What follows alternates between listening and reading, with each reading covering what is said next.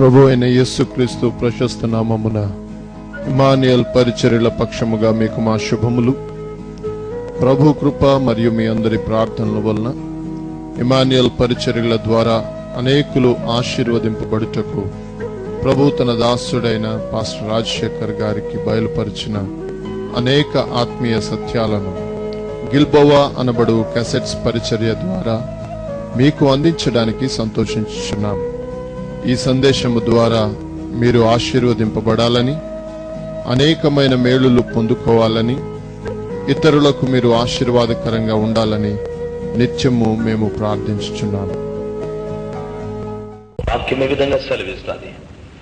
ఆ సమాజమునకు నీళ్లు లేకపోయినందున వారు మోషే అహరోనులకు విరోధముగా పోగైరి. వాక్యం ఈ విధంగా సెలవిస్తుంది. ఆ సమాజమునకు నీళ్లు లేకపోయినందున మోషే అహరోనులకు విరోధముగా వారు పోగైరి. నా ప్రేమైన సహోదరి సహోదరుడా, విరోధము అన్నటువంటి మాట గమనించాల్సింది. లోకంలో ఎక్కడ చూసినా విరోధాలే. దేశాల మధ్యన విరోధాలు, ప్రజల మధ్యన విరోధాలు, కులాలు మతాల మధ్యన విరోధాలు, వ్యాపారస్తుల మధ్యన విరోధాలు, ఉద్యోగస్తుల మధ్యన విరోధాలు, క్రైస్తవ సంఘాల మధ్యన విరోధాలు. దేవుని వాక్యంలో మనం చదువుకున్నట్టే విరోధం అన్నటువంటిది ఈనాటిది కానే కాదు. విరోధం అన్నది ఆనాటిదే. ఆ విరోధ భావము మన ప్రజల మధ్యలోనే, మన పితరుల మధ్యలోనే ప్రారంభమయ్యాది. ఐగుప్తును వదిలిపెట్టిన ప్రజలు, మేఘస్తంభం కింద నడుస్తున్న ప్రజలు, ప్రత్యక్షపు గుడారంలో దేవుని ఆరాధిస్తున్న ప్రజలు, దేవుని సన్నిధానానికి వెళ్లి బలులు అర్పిస్తున్న ప్రజలు, పరలోకం నుండి కురుస్తున్నటువంటి మన్నాన్ని భుజిస్తున్న ప్రజలు, ఆ మహామహిమగల దేవుని యొక్క సన్నిధిని ప్రతినిత్యము అనుభవిస్తున్నటువంటి ఆ ప్రజల మధ్యలో విరోధ భావం ప్రారంభమయ్యాది. మనం అడుగుదాం, ఇజ్రాయేలీల ప్రజలారా, మీకెందుకు ఆ విరోధ భావం? ఎందుకు మీరు ఆ విరోధాన్ని చూపెట్టారు? మిమ్మల్ని నడిపించినటువంటి నాయకుల మీద, మోషే అహరోనుల మీద మీరెందుకు ఆ విరోధ భావాన్ని కలిగి ఉన్నారు? మనం అడిగితే వారు మనకిచ్చే జవాబు, త్రాగటానికి మాకు నీళ్లు లేవు, తాగటానికి మాకు నీళ్లు లేవు. ఆ సర్వ సమాజమునకు త్రాగటానికి నీళ్లు లేని కారణాన వారిని నడిపించే నాయకుల మీద వారు ఏకగ్రీవంగా విరోధ భావాన్ని చూపెట్టినట్లు, విరోధాన్ని చూపెట్టినట్లు వాక్యంలో మనకు కనిపిస్తుంది. నా ప్రియమైన సహోదరుడా, నా ప్రియమైన సహోదరి, ఈ రోజున సంఘాల మధ్యలో విరోధాలు రావటానికి ప్రాముఖ్యమైన కారణం నీళ్లు లేకపోవడమే. నీళ్లు లేకపోవడమే. ఏ నీళ్లు లేకపోవడం? ప్రతిరోజు కూడా మనం నీళ్లు తాగుతూనే ఉన్నాం. ప్రతిరోజు కూడా మనం సమృద్ధిగా భోజనాన్ని భుజిస్తూనే ఉన్నాం. ఇది శరీర సంబంధమైనటువంటి భోజనము, పానీయం. ఆధ్యాత్మికంగా మనకు కావలసినటువంటి దాహం మరొకటి ఉంది. క్రిందటి రాత్రి మీతో మాట్లాడుతూ నీళ్లను గురించి మాట్లాడుతూ, నీళ్లు పరిశుద్ధాత్మ అని, నీళ్లు దేవుని వాక్యం అని మీకు కొంత వివరంగా చెప్పాను. ఈ రాత్రి సమయంలో ఇంకా కాస్త వివరంగా మనం ఆ విషయాలను తెలుసుకొనటానికి ప్రయత్నం చేద్దాం. ఆ ప్రజలు మోషే అహరోనులు చేసిన అద్భుతాల్ని ఐగుప్తులో వారి కళ్ళారా చూశారు. నీళ్లను రక్తంగా మార్చిన కార్యం, రక్తాన్ని నీళ్లుగా మార్చిన కార్యం, ఫరో ఆ మోషే చేసిన అద్భుతాలకు ఆయన జడిసిపోయిన కార్యాలు, ఫరో దేశంలో ఉన్నటువంటి ఐగుప్తీయుల పెద్ద కుమారులందరూ కూడా చనిపోయినటువంటి కార్యం, ఐగుప్తు దేశంలో చీకటిగా ఉన్నప్పుడు ఇజ్రాయిలీలు ఉన్నటువంటి గోషెను ప్రాంతంలో వెలుగున్నటువంటి అద్భుతమైన కార్యాలు, ఇవన్నీ కూడా ఇజ్రాయేలీలు చూశారు. అన్ని గొప్ప అద్భుతాలు చేసినటువంటి మోషే, అన్ని గొప్ప అద్భుతాలు చేసిన అహరోనుల మీద ఇజ్రాయేలుల ప్రజలు తిరుగుబాటు చేశారు. ఏ ఒక్కరూ కూడా మోషే అహరోనులకు అనుకూలంగా మాట్లాడినట్లు మనకు కనిపించలేదు.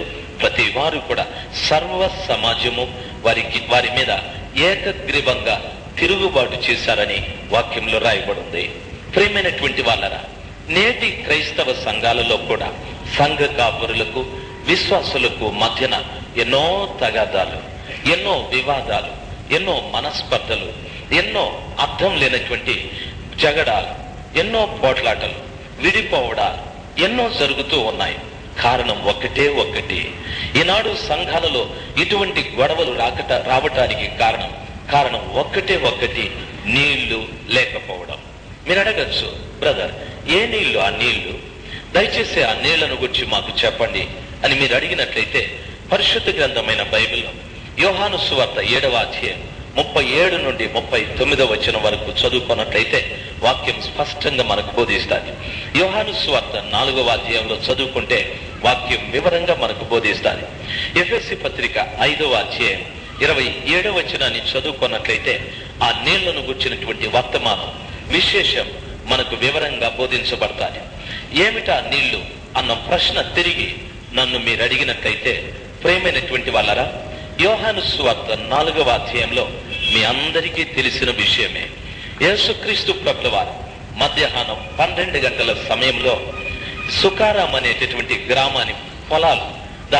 గ్రామానికి సంబంధించినటువంటి పొలాల మధ్యలో ఉన్న ఒక బావి దగ్గరికి వెళ్ళి ఆయన నిలబడ్డాడు. ఆ మధ్యాహ్నం 12 గంటల సమయంలో ఒక స్త్రీ ఆ స్థలంలోనికి నీళ్ల కొరకు వచ్చినట్టుగా వాక్యం మనకు బోధిస్తారు. యేసయ్య అన్నాడు, అమ్మ తాగటానికి కాస్త నీళ్లు పెంచమని. వెంటనే ఆమె ఇచ్చిన జవాబు ఏమిటంటే, మీరు యూదులు, మేము సమరయులు, మేమిచ్చేటటువంటి నీళ్లు మీరు తాగకూడదని చెప్పారు. ప్రియులారా, యేసుక్రీస్తు ప్రభుల వారు మతాలను లేక కులాల విషయం లోకంలో స్థాపించటానికి లేక మతాలను అభివృద్ధి చేయటానికి రాలేదు. ప్రజల మధ్యన సమానత్వాన్ని కలిగించడానికి క్రీస్తు ప్రభుల వారు వచ్చారు. ఆ స్త్రీ చూడండి, ఆమె మాట్లాడుతున్న మాట, నేను సమరయురాలను, నీవు యూదుడివి, నేనిచ్చే నీళ్లు నీవు తాగకూడదని ఒక జాతిని తీసుకుని వచ్చి ఆ స్థలంలో అడ్డు పెడుతూ ఉంది. ఈ రోజున యేసుక్రీస్తు ప్రభులు వారు ఇచ్చేటటువంటి నీళ్లు త్రాగటానికి సమాజం కూడా జాతుల్నే అడ్డు పెడుతూ ఉంది, మతాలనే అడ్డు పెడుతూ ఉంది. మేము బ్రాహ్మణులం, మేము వైశ్యులం, మేము ముస్లిములం, మేము కాపువారం, మేము కమ్మవారం. ఈ విధంగా క్రీస్తు అనే జీవజలాన్ని మనుషులు త్రాగటానికి అభ్యంతరంగా జాతులు, మతాలు, కులాలు ఇవన్నీ కూడా అడ్డుగా వచ్చి నిలబడుతూ ఉన్నాయి. యేసు అడిగింది మతాలకు సంబంధించిన దాహం కాదు, కానీ యేసుక్రీస్తు ప్రభుల వారు అడిగింది మనస్సు మార్పిడి కొరకు తానిచ్చే నీళ్లను గుర్చి ఆ సర్వశక్తిమంతుడైన దేవుడు సమరయ స్త్రీతో మాట్లాడాడు. ప్రియమైనటువంటి వాళ్ళరా, ఈ రాత్రి కూడా నీతో నా ప్రత్యేకమైన మనవి ఏమిటంటే, చాలా మంది మీరు ఈ విధంగా అంటారు, ఒకప్పుడు మేము ముస్లింలం, ఒకప్పుడు మేము లంబాడీలం, ఒకప్పుడు మేము బ్రాహ్మణులం, ఒకప్పుడు మేము వైశ్యులం, యేసును మేము నమ్ముకొని మా జీవితాన్ని మార్చుకున్నామని మీరంటూ ఉన్నారు. ఒకప్పుడు మా పేరు ఫలానా, ఇప్పుడు మా పేరు ఫలానా, మా పేరు కూడా మార్చుకున్నామని మీరంటూ ఉన్నారు. యేసు మీ మతం మార్చటానికి, యేసు మీ పేరు మార్చటానికి రాలేదు, మీ మనసు మార్చటానికి వచ్చాడు, మీ పాపాన్ని తీసివేయటానికి వచ్చాడు. సమరయ స్త్రీ ఉద్దేశాన్ని పూర్తిగా మార్చటానికి యేసుక్రీస్తు ప్రభుల వారు ప్రత్యేకమైనటువంటి నీళ్లను ఆమెకు ప్రసాదించాడు. అప్పుడు ప్రభు అన్నాడు, అమ్మా నేనిచ్చే నీళ్లు తాగితే మరి ఎప్పటికీ నీవు దప్పిగొనవని చెప్పాడు. ఆ విధంగా అన్నప్పుడు ఆమెనింది, ప్రభ అలాగైతే ఆ నీళ్లు నాకు ఇప్పించమని. నా యేసయ్య అన్నమాట, వెళ్ళి నీ భర్తను కూడా తీసుకురమ్మన్నాడు. ప్రేమైన సహోదరి, నా ప్రేమైన సహోదరుడా, యేసు ప్రభుల వారు ఇచ్చే నీళ్లు వ్యక్తిగతంగా ఒకరే తాగాలని కాదు, కుటుంబ పరంగా కుటుంబంలో ఉన్నవారందరూ కూడా యేసయ్య ఇచ్చే నీళ్లు తాగాలని యేసుక్రీస్తు ప్రభుల వారి యొక్క వాంఛ. యేసు జక్కయ్యతో మాట్లాడేటప్పుడు, జక్కయ్య క్రిందికి దిగిరా, నీ ఇంటికి రక్షణ వచ్చి ఉంది అని అన్నాడు, కానీ నీకొక్కడికే రక్షణ వచ్చింది అని అనలేదు. కుటుంబాన్నంతటిని కూడా రక్షించాలని, కుటుంబం యొక్క దాహమంతా కూడా తీర్చాలని, కుటుంబంలో ఉన్న ప్రతి ఒక్క వ్యక్తి యొక్క సమస్యను పరిష్కరించాలని సర్వోన్నతుడైన దేవుని యొక్క ఆలోచన ఉంది. నీ భర్తను తీసుకురమ్మని ప్రభు అన్నాడు. ఆమె చెప్పిన మాట, నాకు భర్త లేడని నిజమే చెప్పారు. అప్పుడు ప్రభు అన్నాడు, నీకు 5 మంది భర్తలు ఉన్నారు, ఇప్పుడున్నవాడు కూడా నీ వాడు కాదు కదా. ప్రభు ఆ విధంగా చెప్పేటప్పటికీ నిజమే ప్రభువా అని చెప్పారు. ప్రేమైన సహోదరి, నా ప్రేమైన సహోదరుడా, యేసుక్రీస్తు ప్రభుల వారు ఇచ్చిన నీళ్ళు ఏమిటో తెలుసా? వారు నిలబడ్డటువంటి స్థలం యాకోబు త్రవ్వించినటువంటి బావి దగ్గర నిలబడ్డారు. ఆమె నీళ్ళు ఇవ్వటానికి మతాన్ని చూపెట్టి అభ్యంతరాన్ని కనపరిచేది, కానీ యేసు ప్రభుల వారు ఇచ్చిన నీళ్ళు ఏమిటంటే ఆమెలో దాగున్నటువంటి పాపపు నీళ్లనన్నిటినీ తోడి పడేశాడు. ఆమె హృదయంలో దాగున్న ప్రతి పాపపు దాహాన్ని తోడి అవతలికి పారబోసేశాడు. ఇప్పుడు ఆ తల్లి జీవితంలో పాపం లేదు, యేసు తోడేశాడు. యేసు ప్రభులు వారు తీసివేశారు. నా ప్రియమైన సహోదరి, నా ప్రియమైన సహోదరుడా, ఈ రాత్రి సమయమందు గమనించవలసింది, ఇటువంటి నీళ్లు మీరెవరైనా తాగారా? ఇటువంటి సేద మీరెవరైనా తీర్చుకున్నారా? ఇటువంటి దాహంతో మీరెవరైనా ఉండి యేసుక్రీస్తు అనే జీవజలము ద్వారా మన పాపపు దాహాన్ని పోగొట్టుకున్నవారు ఎవరైనా ఉన్నారా? మీరు అనొచ్చు, బ్రదర్, ఒకప్పుడు ఎప్పుడో పాపం చేశాను, ఇప్పుడు పాపం చేయలేదని. లేదు తల్లి, దేవుని వాక్యం ఆ విధంగా సెలవిస్తారు. 1 యోహాను పత్రిక 1వ అధ్యాయం 7, 8, 9 వచనాలను చదువుకుంటే వాక్యం ఈ విధంగా సెలవిస్తారు. మనలో పాపం లేదని మనం చెప్పినట్లయితే దేవుని దృష్టికి మనము అబద్ధీకులం అవుతామని వాక్యములో రాయబడి ఉంది. నేను పాపిని, మనం పాపులం. నేను అపరాధిని, మనము అపరాధులం. నేను దోషిని, మనము దోషులం. నేను అతిక్రమకారుడు, మనము అతిక్రమాలు చేసేవారు. చేయకూడని కార్యాలు ఎన్నో చేస్తూ ఉన్నాం, మాట్లాడకూడని కార్యాలు ఎన్నో మాట్లాడుతూ ఉన్నాం, చూడని కార్యాలు ఎన్నో చూస్తూ ఉన్నాం, ఆలోచించని కార్యాలు ఎన్నో ఆలోచిస్తూ ఉన్నాం. మన జీవితంలో ప్రతిరోజు కూడా మనం కీడులోనే ప్రయాణం చేస్తూ ఉన్నాము, కానీ మేలైన మార్గంలో మనం ప్రయాణం చేయనే లేదు. అందుకే యేసు ప్రభుల వారు అన్నాడు, ఏ నాటి కీడు ఆ నాటికి చాలని. ప్రతి వారము కూడా పాపంలోనే పుట్టాం, పాపంలోనే పెరిగాం, పాపంలోనే జీవిస్తూ ఉన్నాం. అయితే పాపాన్ని విమోచించటానికి, పాపాన్ని పూర్తిగా పరిహరించుటకు యేసు క్రీస్తు ప్రభుల వారి లోకంలోనికి వచ్చి మరణించింది వాస్తవమే. క్రీస్తు పవిత్రమైన రక్తము ద్వారా మన ప్రతి పాపము కడగబడి శుద్ధీకరించబడింది వాస్తవమే. అయినంత మాత్రాన నాలో పాపం లేదని చెప్పటానికి వీలే లేదు. నన్ను ఒక చిన్న ప్రశ్న అడగనివ్వండి. ఎన్ని పర్యాయాలు మనము అబద్ధాలు చెప్పలేదు? ఎన్ని పర్యాయాలు మనం కోపపడలేదు? మనమంటాం అబద్ధమేముంది బ్రదర్, అది చిన్నది కదా అనని. దేవుని వాక్యం ఏమంటుందో తెలుసా? ప్రకటన గ్రంథం 21వ అధ్యాయం 8వ వచనంలో చదువుకున్నట్లయితే ఒక నరకానికి వెళ్ళటానికి ఒక లిస్టు, ఒక పట్టిక స్థలంలో ఇవ్వబడి ఉంది. ఆ పట్టికలో రాయబడిన మాట, అబద్ధీకులు, విగ్రహారాధికులు, పిరికివారు, దొంగలు, వ్యభిచారులు, నరహంతకులు వీరందరూ కూడా అగ్నిగంధకములలోనికి పడవేయబడతారని వాక్యంలో రాయబడి ఉంది. వ్యభిచారం ఎంతో అబద్ధం అంతే, విగ్రహారాధన ఎంతో అబద్ధం అంతే, దొంగతనం ఎంతో అబద్ధం అంతే. నీవు దొంగతనమే చేయలేదు, అబద్ధం చెప్తున్నావు, చాలు నరకానికి వెళ్ళిపోవచ్చు. నీ వ్యభిచారం మానుకున్నావు, అయినా అబద్ధం చెప్తున్నావు, చాలు నరకానికి వెళ్ళిపోతున్నావు.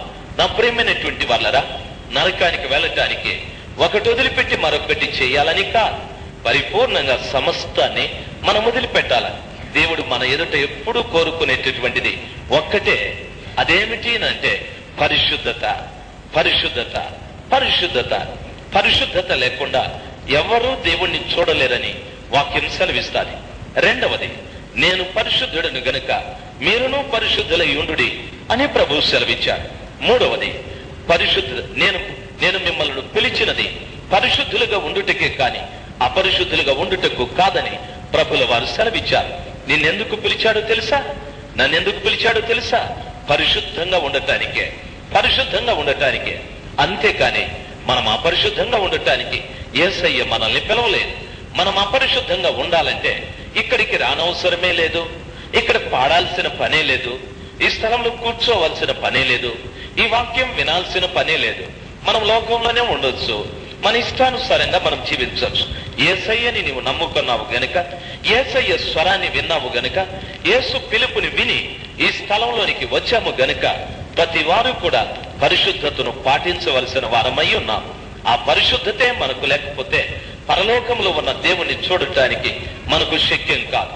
కాబట్టి పరిశుద్ధత నీకు అవసరం, నాకు అవసరం, ప్రతి వారికి కూడా అవసరమయ్యి ఉన్నది.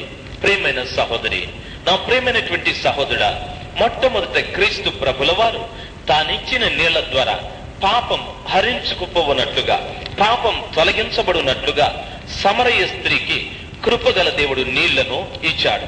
ఆయన ఇచ్చిన నీళ్లు తాగినటువంటి సమరయ స్త్రీ తన జీవితంలో పాపాన్ని పూర్తిగా విడిచిపెట్టినట్లుగా దేవుని వాక్యం మనకు బోధిస్తాడు. రెండవది, యోహాను సువార్త 7వ అధ్యాయం 37వ వచనం నుండి 39వ వచనం వరకు చదువుకున్నట్లయితే వాక్యము స్పష్టంగా మనకు బోధిస్తాడు. ఆ స్థలంలో రాయబడిన మాట, అది పర్ణశాలల పండుగ. ఆ పండుగలో అంత్య దినమున యేసు ప్రభుల వారు నిలబడి ఈ విధంగా అన్నాడు, మీలో ఎవడైనా దప్పిక గొన్నట్లయితే నా వద్దకు రండి, నేను మీకు నీళ్లు ఇస్తానని ప్రభుల వారు సెలవిచ్చారు. యోహాను సువార్త 7లో చెప్పబడిన మాట, మీలో ఎవరైనా సరే దప్పిక కొని ఉంటే నా దగ్గరికి రండి, నేను మీకు తాగటానికి నీళ్లు ఇస్తానని ప్రభు సెలవిచ్చారు.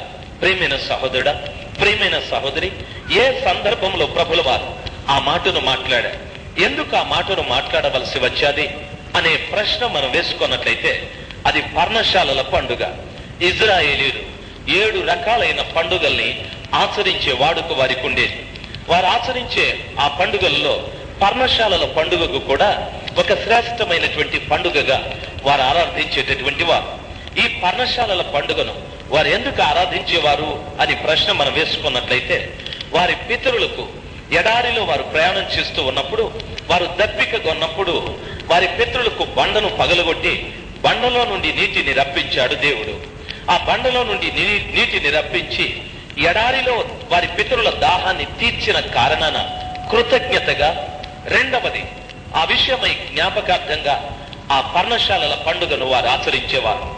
ఆ పండుగను ఆచరిస్తూ ఉన్న కాలంలో యేసు ప్రభుల వారు కూడా ఆ పర్ణశాలల పండుగకు యెరూషలేం పట్టణానికి వెళ్ళాడు. చరిత్ర ప్రకారంగా చూసుకుంటే ఆ పండుగను వారు 7 రోజులు ఆచరించేవారు. యెరూషలేము దేవాలయం చుట్టూ ఉన్న ఖాళీ స్థలం అంతా కూడా చిన్న చిన్న పందిర్లు వేసుకొని, ఆ పందిర్ల పైన అంజురపు ఆకులను కప్పుకొని ఆ పందిర్ల కింద వారు ఆ పండుగను ఆచరించేవారు. ఆ 7వ దినాన వాళ్ళందరూ కూడా, ఆ పండుగకు వచ్చిన యూదులందరూ కూడా కలిసి వారు నెమ్మదిగా ఆ దేవాలయముల నుండి వారు ప్రయాణమై సిలోయం అనే కోనేటికి వెళ్ళేటటువంటి వారు. ప్రియమైన వాళ్ళరా, మొట్టమొదట లేవీయులు దేవుని ఆరాధిస్తూ దేవుని స్తుతిస్తూ వెళుతున్నప్పుడు లేవీయుల వెనక ఈ వచ్చిన యూదులందరూ కూడా క్రమబద్ధంగా వెళ్ళేవారు. ఆ సిలోయం అనే కోనేటిలోనికి వెళ్ళి ఆ స్థలంలో ఈ విధంగా వారి పితరుల దేవుడైన యెహోవా వైపు చూస్తూ, యెహోవా దేవా, మా పితరులకు ఎడారిలో దాహాన్ని తీర్చిన దేవా, దాన్ని మేము జ్ఞాపకం చేసుకుంటూ నీకు కృతజ్ఞతలు చెల్లిస్తూ ఈ సిలోయం అనే కోనేటిలోటి నీళ్లను మేము తాగుతున్నామని ఆ సిలోయం అనే కోనేటిలోటి నీళ్లను వారు త్రాగే వాడుక, సాంప్రదాయం వారికి ఉండేది. ఆ దినాన ఆ సిలోయం అనే కోనేటి దగ్గరికి వారు వెళ్ళినప్పుడు ఆ కోనేటిలో వారికి నీళ్లు కనిపించలేదు, నీళ్లు లేవు ఆ రోజున. అందుకు యేసు ప్రభుల వారు దూరముగా నిలిచి ఆ నీళ్ల కొరకు ఎదురు చూస్తూ ఉన్న ప్రజలందరినీ ఈ పిలిచి ఈ విధంగా అన్నాడు, ఓ ప్రజలారా, ఓ అయ్యలారా, అమ్మలారా, మీలో ఎవరైనా దప్పిక గొని ఉంటే నా దగ్గరికి రండి, నేను మీకు నీళ్లు ఇస్తానని ఆ కృపగల దేవుడు సెలవిచ్చాడు. ప్రియమైన సహోదరి, నా ప్రియమైన సహోదరుడా, చరిత్ర ప్రకారంగా లేక అక్షరార్థంగా ఆ రోజున ప్రభుల వారు ఇస్తానని చెప్పినటువంటి నీళ్లు అక్కడ సిలోయం అనే కోనేటిలో నీళ్లు లేకపోయినందున మాట్లాడిన మాటే. ఆత్మీయంగా యేసు ప్రభుల వారు ఇస్తానన్న నీళ్లు ఏమిటంటే 39వ వచనంలో చెప్పబడి ఉంది, ఆయన ఇస్తానన్న పరిశుద్ధాత్మను గురించి రాయబడిన మాట అని చెప్పబడి ఉంది. యేసుక్రీస్తు ప్రభుల వారు తాను ఇస్తానన్నటువంటి నీళ్లు అక్షరార్థంగా నీళ్లు కాదు, కానీ తానివ్వబోయేటటువంటి పరిశుద్ధాత్మను గురించి ఆ పరలోకపు తండ్రి ఆ విధంగా మాట్లాడాడు. ప్రియమైనటువంటి వాళ్ళరా, ఈరోజు నీవు నేను ఆలోచించాల్సింది ఈ సంఖ్యాకాండం 20వ అధ్యాయం 2వ వచనంలో చెప్పబడిన మాట ప్రకారముగా ఆ సర్వ సమాజమునకు నీళ్లు లేని కారణమున వారందరూ మోషే అహరోనుల మీద తిరుగుబాటు చేసిరి అని వాక్యంలో రాయబడి ఉంది. నిజమే, నీళ్లు లేకపోతే తిరుగుబాటుతనమే. ఏ నీళ్లు లేకపోతే, ప్రియమైనటువంటి వాళ్ళరా, యేసుక్రీస్తు ప్రభుల వారు 2000 సంవత్సరాల క్రిందట ఈ లోకమునకు తనకు మారుగా, తనకు ప్రతిగా సంఘములో ఉండటానికి పంపిన పరిశుద్ధాత్మ దేవుడు లేకపోతే సంఘములలో లేక వ్యక్తులలో లేక క్రైస్తవులలో తిరుగుబాటు తనం అన్నటువంటిది నిజంగా ఉంటాది. అది ఎంత గొప్ప సంఘమైనా లేక ఎంత ఉజ్జీవముతో కూడిన సంఘమైనా, ఆ సంఘానికి ఎంత గొప్ప గొప్ప భక్తులు ఉన్నా, మోషే లాంటి భక్తులున్నా, అహరోను లాంటి ప్రవక్తలున్నా, ఆ స్థలంలో తిరుగుబాటు తనం అన్నటువంటిది ఖచ్చితంగా ఉంటాను. ప్రియమైన సహోదరి, నా ప్రియమైన సహోదరుడా, దయచేసి నన్ను గమనించాల్సింది. ఇది సిఎన్ఐజి చర్చ్, ఇంకొకటి భక్త సింగ్ వారి ఫెలోషిప్, ఇంకొకటి బ్రదరన్ వారి ఫెలోషిప్, ఇంకొకటి లూథరన్ చర్చ్, ఇంకొకటి సిఎస్ఐ చర్చ్. ఈ సంఘ స్థాపకులందరూ కూడా గొప్ప మహానుభావులు, గొప్ప గొప్ప భక్తిపరులు. వారు ప్రపంచాలను కదిలించిన దైవజనులు. వారు స్థాపించిన సంఘాలలో ఈ రోజున తిరుగుబాట్లు ఎందుకున్నాయి? ఈ రోజున జగడములు ఎందుకున్నాయి? ఈ రోజున వ్యతిరేకాలు ఎందుకున్నాయి? ఈ రోజున ఒకరి మీద ఒకరికి పోరాటాలు రావటానికి కారణమేమి? నీళ్లు లేవు, నీళ్లు లేవు, నీళ్లు లేవు. ఏ నీళ్లు లేవు? పరిశుద్ధాత్మలే. నా ప్రియమైన వాళ్ళరా, సంఘాలను మనం పెద్ద చేసుకుంటున్నాం. సంఘాలలో సంఖ్య పెరుగుతూ ఉన్నది. సంఘాలలో డబ్బు అధికముగా ఉన్నది. సంఘాలలో పెద్దలు ఉండనే ఉన్నారు. అయినా సంఘాలలో నీళ్లు లేవు. సంఘాలలో పరిశుద్ధాత్మ అన్న నీళ్లు లేని కారణాన విశ్వాసులు నాయకుల మీద తిరుగుబాటు చేస్తూ ఉన్నారు. నాయకులు విశ్వాసుల మీద తిరుగుబాటు చేస్తున్నారు. విశ్వాసులు తిరుగుబాటు చేస్తున్నారు. నేను గొప్ప అంటే మరొక్కరు నేను గొప్పని, నాకు అధికారం కావాలంటే మరొక్కరు నాకు అధికారం కావాలని, నన్ను గుర్తించలేదు సంఘంలో అని ఒక్కరంటే నన్ను గుర్తించలేదు సంఘంలో అని మరొక్కరు. ఏమి వివాదాలకు కారణం? పరిశుద్ధాత్మ అన్న నీళ్లు సంఘాలలో లేని కారణాలు. పరిశుద్ధాత్మ అన్న నీళ్లు సంఘాలలో ఉన్నట్లయితే ఈ వివాదాలకు ఆస్పదమే లేదు, ఈ వివాదాలకు చోటే లేదు, ఈ వాదోపవాదాలకు అవకాశాలే లేవు. పరిశుద్ధాత్మ పొందక మునుపు శిష్యుల మధ్యన ఇదే వివాదం ఉంది. శిష్యులందరూ కూడా నేను గొప్ప అని వాదించుకున్నారు. ఎప్పుడైతే పరిశుద్ధాత్మ వారి మీద దిగాదో, పరిశుద్ధాత్మను వారు పొందుకున్నారు, వారు శక్తిని పొందుకున్నారు. శక్తిని పొందుకున్న తర్వాత ఆ 11 ఒక్కడైన పేతురు లేచి నిలబడి మాట్లాడుతూ ఉండగా ఎవరు అభ్యంతరాన్ని చెప్పలేదు. పేతురు నిలబడి ప్రసంగిస్తుండగా ఎవరు అభ్యంతరాన్ని చెప్పలేదు. పేతురు చెప్పినట్లుగా ప్రతి ఒక్కరూ చేశారు. పేతురు చెప్పినట్లుగా ప్రతి ఒక్కరూ లోబడ్డారు. కారణం, వారందరినీ కూడా క్రమపరిచింది, వారి మధ్యన ఐక్యపరిచింది, వారి మధ్యన ఐక్యతను కలిగించింది, వారి మధ్యన ఆ సమైక్యతను కలిగించింది. పైనుండి వచ్చిన ఆ పరిశుద్ధాత్మే ఈనాటి సంఘాలలో పరిశుద్ధాత్మ లేని కారణాన వివాదాలు పుట్టుకొస్తూ ఉన్నాయి. ఈనాటి సంఘాలలో పరిశుద్ధాత్మ లేని కారణాన తిరుగుబాటుతనం కనిపిస్తూ ఉంది. నా ప్రియమైన సహోదరి, నా ప్రియమైన సహోదరుడా, సంఘాలలో ఉపవాస ప్రార్థనలు ఉన్నాయి, సంఘాలలో ఉజ్జీవ కూడికలు ఉన్నాయి, సంఘాలలో యవనస్తుల కూడిక ఉంది, సంఘాలలో స్త్రీల సమాజం ఉంది, సంఘాలలో ఎన్నో ప్రార్థనలు ఉన్నాయి. సంఘాలకు ఎంతో మంది దైవజనుల్ని తీసుకుని వచ్చి బోధింపజేస్తూ ఉన్నా, బోధ కూడా ఉన్నది. అయినా ఈ తిరుగుబాటుతనం ఉంది. ఇన్ని కార్యాలు మనం చేస్తున్నా ఈ తిరుగుబాటుతనం ఉండటానికి కారణం ఏమిటంటే ఇవేవి కూడా తిరుగుబాటుతనాన్ని అణిచివేయలేము. ఈ తిరుగుబాటుతనాన్ని అణిచివేయటానికి సహాయం చేసేది ఒక్కటి, అది పరిశుద్ధాత్మ. అది పరిశుద్ధాత్మ, అది పరిశుద్ధాత్మ. ఈ పరిశుద్ధాత్మ అన్నటువంటిది నేను కలిగి ఉండాలి. పరిశుద్ధాత్మ అన్నటువంటిది నీవు కలిగి ఉండాలి. పరిశుద్ధాత్మ అన్నటువంటిది ప్రతి వారు కూడా పొందుకొని ఉండాలి. పరిశుద్ధాత్మ లేకపోతే మన జీవితం వ్యర్థం బ్రదర్. రోమీయులకు రాసిన పత్రిక 8వ అధ్యాయం 26వ వచనాన్ని చదువుకున్నట్లయితే భక్తుడైన పౌలు రోమా సంఘానికి ఈ విధంగా సెలవిస్తాడు, నా ఆత్మ లేనివాడు నా వాడు కాదని, నా ఆత్మ లేనివాడు నా వారు కాదని. నా ప్రియమైనటువంటి వాళ్ళ ఎఫెసీ పత్రిక 1వ అధ్యాయం 13వ వచనం 14వ వచనం, ప్రకటన గ్రంథం 22వ అధ్యాయం 17వ వచనం దేవుని వాక్యాల్లో చదువుకున్నట్లయితే వాక్యం ఈ విధంగా సెలవిస్తారు, రక్షణను గుర్చిన సువార్త మీరు విన్న కారణాన ఆత్మ అన్న సంచకరువు చేత మీరు ముద్రింపబడితిరి. ఆత్మ అన్న సంచకరువు చేత ముద్రించబడిన మీరు విమోచన దినం వరకు నడిపించబడుతున్నారని వాక్యములో రాయబడి ఉంది.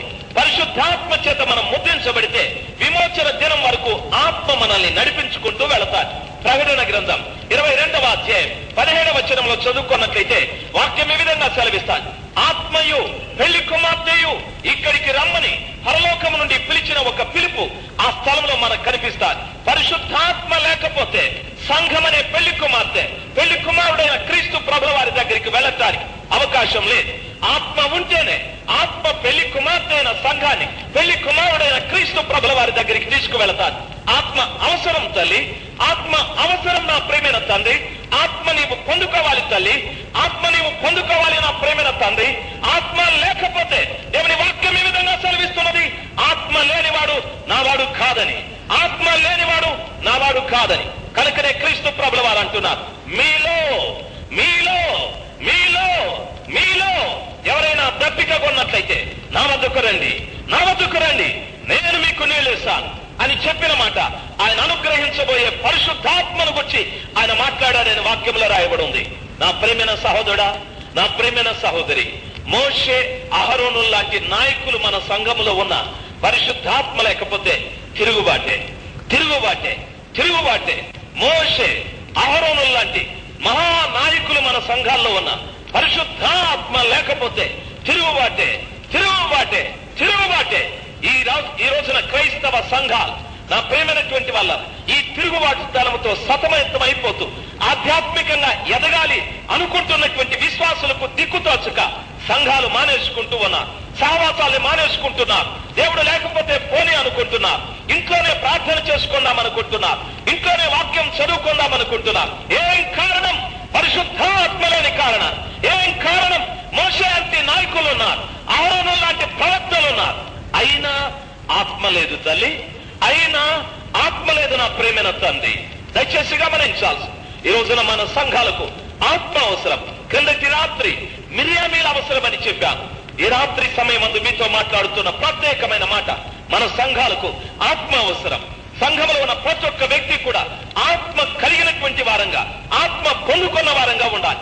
పరిశుద్ధాత్మ లేకపోయినట్లయితే పరలోకానికి వెళ్ళడం దుర్లభం.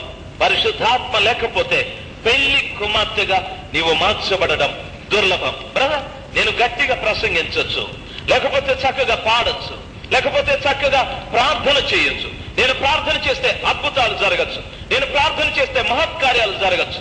అయినా పరిశుద్ధాత్మ లేకపోతే ప్రయోజనమే లేదు. మీరు అడగచ్చు, పరిశుద్ధాత్మ లేకపోతే ఈ కార్యాలు చేయగలమా అని. చేయగలం. మోషే అద్భుతాలు చేయటానికి పరిశుద్ధాత్మ ఏమీ పొందలేదు. మోషే అద్భుతాలు చేయటానికి దేవుని వాక్యం ఈ విధంగా సెలవిస్తాది, మోషే దేవుని ఇంటిలో నమ్మకస్తుడు, మోషే భూమి మీద ఉన్నటువంటి ప్రజలందరిలో సాత్వికుడు. ఈ రెండు క్వాలిఫికేషన్స్, ఈ రెండు అర్హతల ద్వారా దేవుడు ఆయన చేత అద్భుతాలు చేయించాడు. యెహోషువ సూర్య చంద్రుల్ని ఆపటానికి పరిశుద్ధాత్మనేమీ పొందలేదు. నా ప్రియమైనటువంటి వాళ్ళరా, మోషే అని చెప్పబడిన నాయకుని కింద యెహోషువ అనగి మనకి మోషే మరణం వరకు ఆ దాసుడుగానే ఆయన జీవించాడు. ఆయనకున్నటువంటి ఆ లోబడే తనమును బట్టి ఆయన సూర్య చంద్రుల్ని ఆపటానికి దేవుడు కృపను అనుగ్రహించాడు. ఈ రోజున సంఘాలలో యెహోషువ వలె మోషే నాయకులకు లోబడే తనమున్నదా? మోషే వలె దేవుని కుటుంబంలో నమ్మకస్తులుగా మనమున్నామా? భూమి మీద ఉన్నటువంటి ప్రజలలో సాత్వికాన్ని కలిగి మనం జీవిస్తున్నామా? సాత్వికం లేదు, దేవుని ఇంటిలో నమ్మకత్వం లేదు, మన పైన నాయకుల ఎదుట లోబడే తనం మనకు లేదు. ఈ లోబడే తనం, ఈ సాత్వికం లేని తనం, ఈ నమ్మకం లేనటువంటి తనము ద్వారా మన జీవితాల్లో అద్భుతాల్ని, ఆశ్చర్యమైన కార్యాలు మనం చూడలేకపోతున్నాం.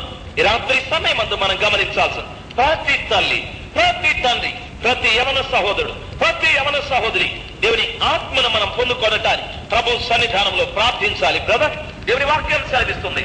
దేవుని వాక్యం ఏ విధంగా సెలవిస్తారు? ఎఫెసీ పట్టణానికి ఒక పర్యాయం అపోస్తలులు వెళ్ళారు.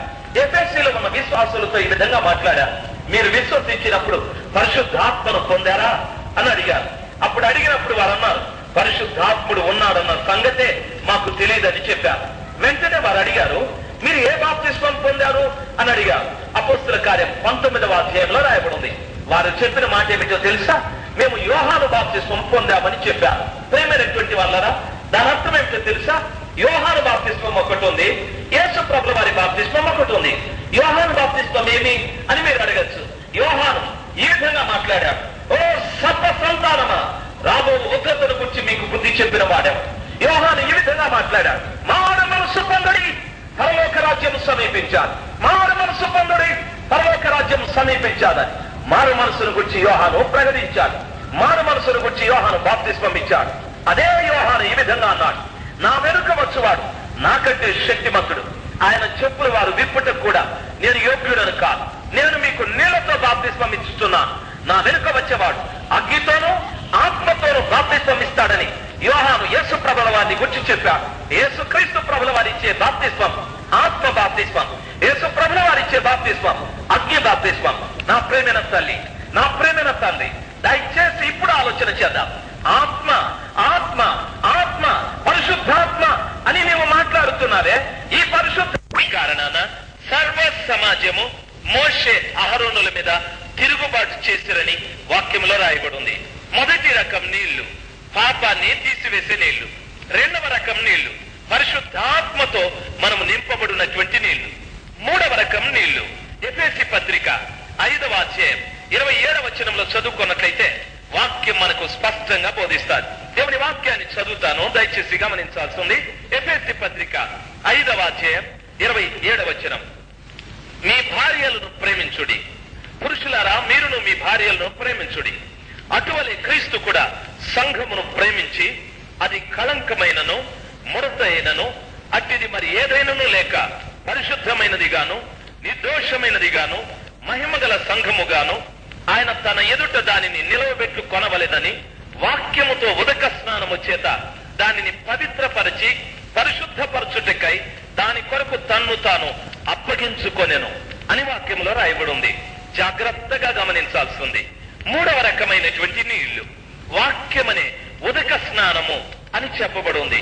ప్రేమైనటువంటి వాళ్ళరా, ఉదకము అనగా మంచి నీళ్లు అని అర్థం. దేవుని వాక్యానికి ఉదకమనే నీళ్లు అని రాయబడి ఉంది. శుద్ధమైన నీళ్లు, అందులో ఏ కల్మషము లేదు, అందులో ఏ కళంకము లేదు. ఈ వాక్యం అనేటటువంటి ఉదకము ద్వారా, వాక్యం అనే మంచి నీళ్ల ద్వారా సంఘానికి దేవుడు స్నానం చేయిస్తూ ఉన్నాడు. ఎలాగ చేయిస్తున్నాడు తెలుసా? పురుషులు తమ భార్యల్ని ప్రేమిస్తున్నట్లుగా క్రీస్తు కూడా సంఘమును ప్రేమించి అందులో కళంకమైన ముడత అయిన అట్టిది మరి ఏదైనాను లేకుండా పరిశుద్ధమైనదిగా తన ఎదుట దానిని నిలవబెట్టుకొనుటకు ఆ కృపగల దేవుడు సంఘానికి వాక్యం అనే శుద్ధ జలం చేత స్నానం చేయిస్తూ ఉన్నాడు. బాగా ఆలోచించాల్సింది. మీరు అనేక పర్యాలు దేవుని వాక్యాన్ని చదువుతూ ఉంటారు, అనేక పర్యాలు దేవుని వాక్యాన్ని వింటూ ఉంటారు. అనేక మంది భక్తుల్ని మీ మధ్యకు పిలిపించుకుని దేవుని యొక్క బోధని మీరు బోధింప చేసుకుంటూ ఉంటారు. ప్రియమైన వాళ్ళారా, దయచేసి గమనించాల్సింది. నేను ఈ స్థలంలో దేవుని వాక్యాన్ని మాట్లాడటానికి ప్రారంభించి దరిదాపు అర్ధగంట సేపయ్యారు. ఈ అర్ధగంట దేవుని వాక్యాన్ని మీరు వింటూనే ఉన్నారు. ఈ అర్ధగంట సేపు దేవుని వాక్యాన్ని వింటున్నారు అనగా దాని అర్థం ఏమిటో తెలుసా? ఓ నేను మంచి ప్రసంగం విన్నాను, ఓ మంచి ప్రసంగం ఆ వ్యక్తి చేశాడు అనేది కాదు.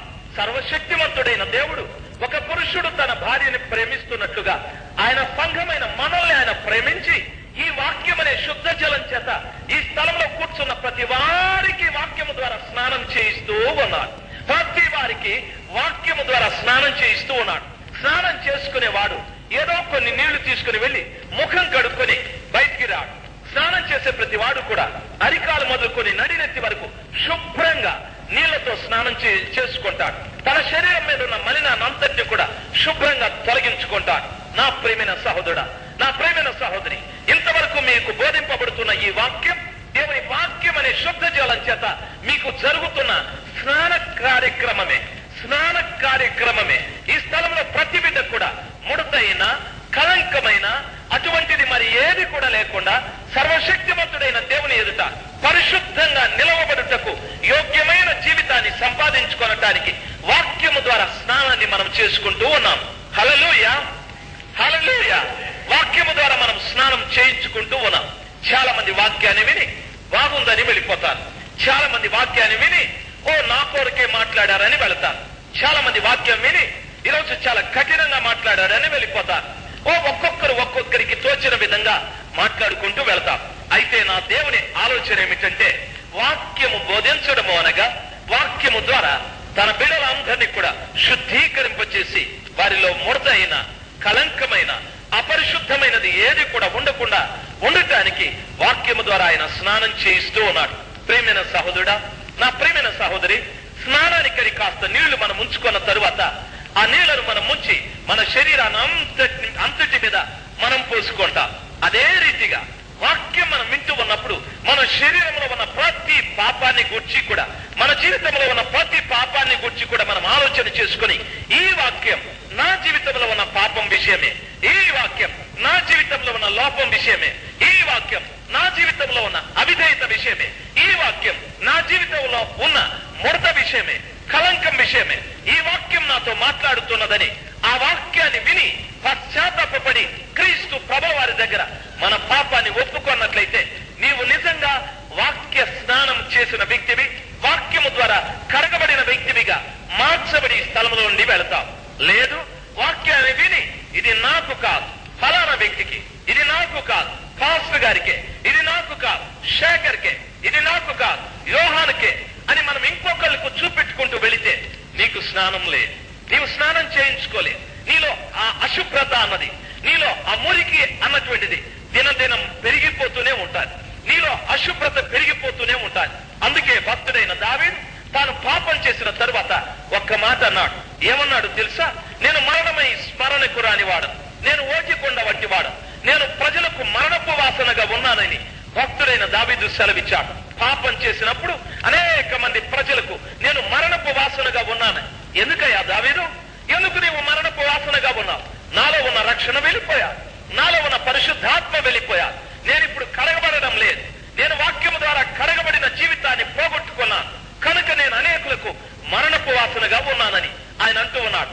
నీలోకి ఆ మరణపు వాసన ఎలాగొచ్చాది అని మనం అడుగుదాం. దానికి భక్తుడైన పౌలు సరైన సమాధానం చెప్తాడు. దురాశ గర్భమును ధరించి పాపమును కనగా పాపం పరిపక్వమై మరణాన్ని కంటుందని వాక్యంలో రాయబడి ఉంది.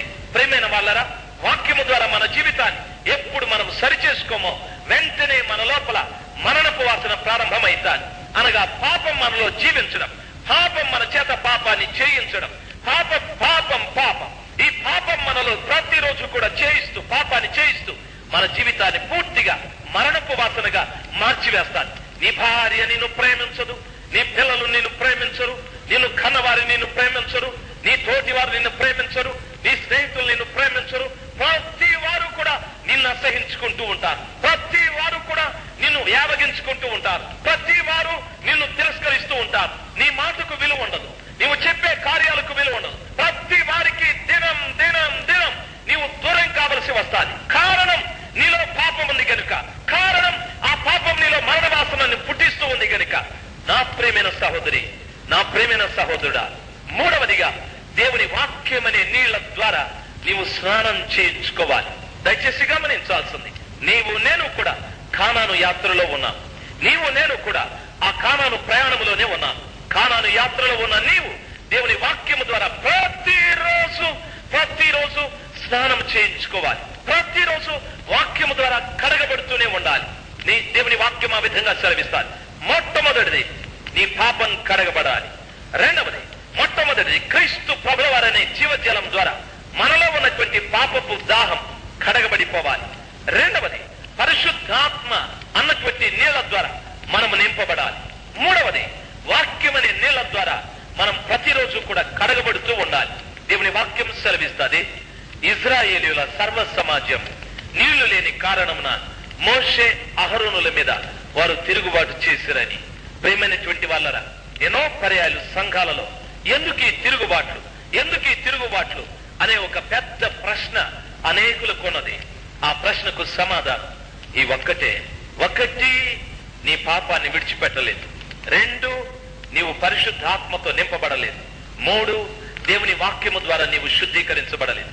ఈ కార్యం ఎప్పుడైతే జరుగుతుందో ఆ స్థలంలో వివాదాలకు చోటే లేదు, ఆ స్థలంలో తిరుగుబాటుతనానికి చోటే లేదు. దయచేసి గమనించాల్సింది, నీళ్లు లేకపోతే మన పరిస్థితి ఏమిటి అనే ప్రశ్న కూడా మనం వేసుకుందాం. దయచేసి మత్తయి రాసిన సువార్త, దేవుని వాక్యంలో మత్తయి రాసిన సువార్త 12వ అధ్యాయం 43వ వచనం. దేవుని వాక్యం లేకపోతే, లేక పరిశుద్ధాత్మ లేకపోతే, వాక్యము ద్వారా మనం కడగబడకపోతే మన జీవితం ఏమవుతుంది అనే ప్రశ్న కూడా మనం వేసుకుందాం. మత్తయి సువార్త 12వ అధ్యాయం 43వ వచనం నుండి చదువుతాను, దయచేసి గమనించాల్సింది. అపవిత్రాత్మ ఒక మనుష్యుని వదిలిపోయిన తరువాత అది విశ్రాంతి వెదకుచు నీరు లేని చోట్ల తిరుగుచుండును. విశ్రాంతి దొరకనందున నేను వదిలి వచ్చిన నా ఇంటికి తిరిగి వెళ్ళుదుననుకొని వచ్చి ఆ ఇంట ఎవరునూ లేక ఉండుట ఊడ్చి అమర్చి ఉండుట చూచి వెళ్లి తనకంటే చెడ్డవైన మరి 7 దయ్యములను వెంట పెట్టుకొని వచ్చును. అవి దానిలో ప్రవేశించి అక్కడనే కాపురముండును. అందుచేత ఆ మనుష్యుని కడపటి స్థితి మొదటి స్థితి కంటే చెడ్డదగును. నా ప్రియమైనటువంటి వాళ్ళరా, ఈ స్థలంలో గమనించాల్సింది, ఒక మనుష్యుని అపవిత్రాత్మ విడిచిపెట్టి వెళ్ళిన తరువాత, విడిచిపెట్టి వెళ్ళిపోయిన అపవిత్రాత్మ విశ్రాంతి కొరకు వెతుకుతూ ఉంటాదని వాక్యంలో రాయబడింది. విశ్రాంతి కొరకు అది ఎక్కడ వెతుకుతుందనగా, నీరు లేని చోట్లలో విశ్రాంతి కొరకు అది వెతుకుతూ ఉంటాదని వాక్యంలో రాయబడింది. నీళ్లున్న స్థలంలో అది విశ్రాంతి కొరకు వెళ్ళదు. నీళ్లు ఎక్కడ లేవో ఆ స్థలంలోనికి వెళ్ళి అది విశ్రాంతి తీసుకోవాలని అది ప్రయత్నం చేస్తారు. జాగ్రత్తగా గమనించాల్సింది, అపవిత్రాత్మ ఒక మనుష్యుని వదిలిపెట్టి వెళ్ళిన తరువాత అది విశ్రాంతి కొరకు వెతుకుతుందని వాక్యంలో రాయబడింది. విశ్రాంతి అన్నది ప్రతి వారికి అవసరమే. దయచేసి గమనించాల్సింది. హల్లెలూయా, హల్లెలూయా. వాక్యం ఏమంటుందో తెలుసా? అపవిత్రాత్మ ఒక మనుష్యుని వదిలిపెట్టి వెళ్ళిన తరువాత అది విశ్రాంతి కొరకు నీళ్లు లేని స్థలాలన్నీ కూడా వెతుకుతూ ఉంటుంది. దానికి విశ్రాంతి దొరకనందున తాను వదిలిపెట్టి వచ్చినటువంటి ఇంటికి వెళ్ళి, నా ఇంటికి తిరిగి వెళ్ళుదును అనుకొని, దానికి ఎంత అథారిటీ ఉందో చూడండి. నా ఇల్లు, చూడండి, నా ఇల్లు అది మాట్లాడింది. నా ఇంటికి నేను తిరిగి వెళ్ళుదును అనుకొని వచ్చి అది ఊడ్చి అమర్చి ఉండుట చూచి అందులో ఎవరూ లేరని వెనక్కి వెళ్ళిపోయి మరి చెడ్డమైన 7 దయ్యాలను తీసుకుని వచ్చి అందులో కాపురం ఉండెను. అందులో ఏం పెట్టేసుకుంది? ఇప్పుడు కాపురం. అది ఊడ్చి అమర్చిందే. అయితే ఇప్పుడు 7 చెడ్డ దయ్యాలను తీసుకొచ్చి అందులో కాపురం పెట్టాలి. ప్రియమైనటువంటి సహోదరి, నా ప్రియమైన సహోదరుడా, చాలా మంది ఊడ్చి అమర్చబడ్డారు. దాని అర్థం ఏమిటో తెలుసా? ఊడ్చి అమర్చబడడం అనగా పాపాన్ని విడిచిపెట్టేశాం. వ్యభిచారం లేదు, దొంగతనాలు లేవు, మోసాలు లేవు, ఊడ్చేశాం, అమర్చబడ్డాం. వాక్యాన్ని చదువుతాం, వాక్యాన్ని వింటాం, పాటలు పాడతాం, ప్రార్థిస్తాం, ఆరాధనకు వస్తాం, అమర్చబడ్డాం. అయితే ఆ ఇంట్లో ఎవరు లేరు, ఆ ఇంట్లో ఎవరు లేరు. ఆ ఇంట్లో ఎవరు ఉండాలి? భక్తుడైన పౌలు అంటున్నాడు, మీ దేహము దేవుని ఆత్మకు ఆలయమని మీరు ఎరుగరా? మీరు మీ సొత్తు కాదు, మీరు విలువ పెట్టి కొనబడిన వారు. మీ దేహం దేవుని ఆత్మకు ఆలయమని మీరెరుగరా? మీ లోపల దేవుని ఆత్మ ఉండాలి. ఆ ఆత్మ మీరు లేని కార్యాన్ని ఊడ్చి అమర్చి ఉండుట, మిమ్మల్ని వదిలిపెట్టి వెళ్ళిపోయిన అపవిత్రాత్మ వచ్చి చూసి ఎవరూ లేరని తెలుసుకొని వెళ్ళిపోయి మరి చెడ్డమైన 7 దయ్యాలు తీసుకొచ్చి అందులో కాపురం పెట్టారు. బాగా గమనించండి, నీవు ప్రభుని నమ్ముకోక మునిపే చాలా బాగుంటివి. ప్రభుని నమ్ముకున్న తర్వాత ఎన్ని పుచ్చులు చెప్తా ఉండవో తెలుసా? ఎందరి మీద ఎంతమంది కొంపలు కూల్చేస్తా ఉండవో తెలుసా? ఎంతమంది మీద అన్యాయ మాటలు మాట్లాడుతూ ఉండవో తెలుసా? ఎవరైనా పొరపాటున ఒక సహోదరునితో మాట్లాడుతూ ఉంటే, ఏ మా అమ్మ అప్పతో అట్లా మాట్లాడుతూ ఉందే అని స్టార్ట్ చేస్తాం. మొదట. రెండవది, నా కళ్ళారా చూస్తూనే అంటాం. మూడోది, నిజమే ఉంటుంది. నాలుగోది, వాళ్ళిద్దరు అట్లా వాళ్ళేపా, ఎప్పుడు గుడికి వచ్చినా మూలకు నిలబడుకొని మాట్లాడుతూ ఉంటారు. నిజంగా వాళ్ళ పంపే కూల్చేస్తాం. నువ్వు దేవుని నమ్ముకోక ముందే బాగుంటివి, ఎవరు ప్రసక్తి ఎత్తేది లేదు. నీ పనేమో, నీ బతికేమో, నీ ఉద్యోగమేమో. దేవుణ్ణి నమ్ముకున్న తర్వాత ఎంత చెడిపోవటానికి కారణం ఏమిటో తెలుసా? ఊడ్చబడింది వాస్తవమే, అమర్చబడింది వాస్తవమే, అయితే లోపల ఎవ్వరు లేరు. ఆ ఇంటికి వచ్చి చూసినప్పుడు అందులో ఎవ్వరూ లేకుండా ఉండుట చూసి అపవిత్రాత్మ వెళ్ళి మరి చెడ్డమైన 7 దయ్యాలను తీసుకొచ్చి అందులో కాపురం ఉండెనని వాక్యంలో రాయబడింది. నా తల్లి, నా తండ్రి, మీరున్నటువంటి ఇండ్లు, మీరు కాపురం ఉండటానికి మీరు కట్టుకున్న ఇండ్లు చాలా శుభ్రంగా ఉంచుకుంటారు. ఎక్కడ అపరిశుద్ధత ఉండదు. ఆ ఇంటిని చాలా చక్కగా అమర్చుకుంటారు. ఏది ఎక్కడ ఉండాలో అక్కడ అమరుస్తారు. నా ప్రశ్న, ఈ రాత్రి సమయమందు మీలో ఆ పరిశుద్ధాత్మ దేవుడు ఉండాలని ఇష్టపడుతున్నాడు. ఈ రాత్రి సమయమందు ఆ దేవుని వాక్యం మీలో ఉండాలని ఆశపడుతూ ఉంది. అది మీలో ఉంటే గనక మిమ్మల్ని విడిచిపెట్టి వెళ్ళిపోయిన అపవిత్రాత్మ తిరిగి మీ దగ్గరికి రాదు. మిమ్మల్ని విడిచిపెట్టి వెళ్ళిపోయిన అపవిత్రాత్మ 7 చెడ్డమైన దయ్యాలను తీసుకుని వచ్చి మీలో కాపురం పెట్టదు. మీ మొదటి స్థితి కంటే కడపటి స్థితి మరి చెడ్డదిగా మార్చబడదు. మీరు నిజంగా ఆలోచన చేయండి. ప్రభుని నమ్ముకొనక మునుపు మీ జీవితం ఎంతో బాగుండేది. ప్రభుని నమ్ముకున్న తరువాత మన జీవితాలు చాలా చెడ్డగా, చాలా మంది జీవితాలు చాలా చెడ్డగా మార్చబడిపోయాయి. దానికి కారణం మీ లోపల నీళ్లు లేవు, నా లోపల నీళ్లు లేవు. ఈ రోజున మనల్లో నీళ్లు అవసరం తది. వాక్యం సెలవిస్తాది, ఆ సర్వ సమాజము నీళ్లు లేని కారణాన మోషే అహరోనుల మీద తిరుగుబాటు చేసిరని వాక్యంలో రాయబడింది. మన సంఘంలో తిరుగుబాటుతనం లేకుండా ఐక్యతగా, మన సంఘంలో తిరుగుబాటుతనం లేకుండా సమాధానంగా, మన సంఘంలో ఆ తిరుగుబాటుతనం లేకుండా ప్రేమతో జీవించటానికి, పెళ్లి కుమార్తెగా మార్చబడి పెళ్లి కుమారుని దగ్గరికి వెళ్ళటానికి, మన సంఘంలో తిరుగుబాటుతనం లేకుండా పరమ కానానికి మనం ప్రయాణమై పోవటానికి నీలో నీళ్లు అవసరం, నీలో నీళ్లు అవసరం. దేవుని వాక్యం, దేవుని ఆత్మ నీవు కలిగి ఉండాలి. నా ప్రేమైన సహోదరి, నా ప్రేమైన సహోదరుడా, ఈ రాత్రి సమయమందు నీవు నేను ఆలోచించాల్సింది, నీలో నీళ్లున్నాయా అన్నది నా ప్రశ్న. నాలో నీళ్లున్నాయా అన్నది ప్రశ్న. అయితే నాలో నాలో నాలో నీళ్లు లేవు ప్రభా, నాలో మీ ఆత్మ లేదు స్వామి. ఈ కారణాన్ని బట్టి చూస్తే ప్రభు, నన్ను విడిచిపెట్టిన అపవిత్ర ఆత్మ మరి చెడ్డమైన 7 దయ్యాలను తీసుకుని వచ్చి నాలో కాపురం పెట్టి నన్ను ఇంకా మొదటి స్థితి కంటే నా కడపటి స్థితి చెడ్డగా మార్చివేస్తూ ఉంది ప్రభా. నా మొదటి స్థితి కంటే నా కడప స్థితి పనికిరానిదిగా చేస్తూ ఉన్నది ప్రభా. దయచేసి చెడిపోతున్న నా జీవితాన్ని మార్చుకొనటానికి నాకు ఆ పరిశుద్ధ ఆత్మను దయచేయండి, నాకు ఆ పరిశుద్ధ ఆత్మను దయచేయండి, నాకు ఆ పరిశుద్ధ ఆత్మను దయచేయండి. మీరు ఆ పర్ణశాల పండుగలో ఆ సిలోయం అనే కోనేటి దగ్గర నిలబడ్డ ప్రజలతో మీలో ఎవరైనా దత్తిక కొన్నట్లయితే నా వద్దకు రండి, నేను మీకు నీళ్లు ఇస్తానని చెప్పారు కదా. ఈ రాత్రి ఆ నీళ్లు మాకు కూడా అవసరమే. దయచేయండి స్వామి, దయచేయండి ప్రభా అని ఆ కృపగల దేవుని మనవి చేసుకుందామా. ఇంతవరకు నా ప్రభు మీతో మాట్లాడారు, ఇప్పుడు ప్రభుతో మీరు మాట్లాడటానికి ఒక్క అవకాశాన్ని మీరు ఇప్పుడు ప్రభుతో మీరు మాట్లాడటానికి ఒక అవకాశాన్ని కల్పిస్తారా?